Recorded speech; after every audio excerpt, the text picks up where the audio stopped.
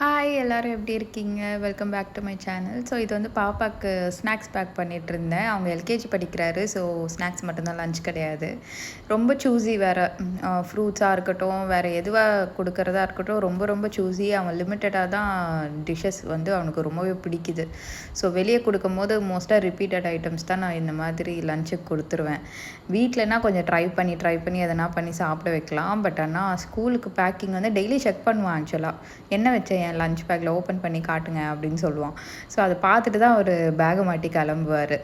இன்னொரு விஷயம் சொல்லுங்கள், எல்கேஜியில் எவ்வளோ கிட்ஸ்க்கு ஹோம்ஒர்க் கொடுக்குறாங்க, ப்ளஸ் எவ்வளோ ஹோம்ஒர்க் கொடுக்குறாங்கன்னு சொல்லுங்கள். பிகாஸ் இவனுக்கு பார்த்தீங்கன்னா ஒரு நம்பர்ஸ் ஃபுல்லாக ஒரு பேஜ் எழுதணும், அண்ட் லெட்டரில் ஒரு பேஜ் எழுதணும், ப்ளஸ் ஏதாச்சும் ஒரு கலரிங் ஆக்டிவிட்டி, இந்த மாதிரி அட்லீஸ்ட் ஒரு 2 or 3 ஹோம்ஒர்க்ஸ் ஒரு டேயில் கொடுத்துட்றாங்களா.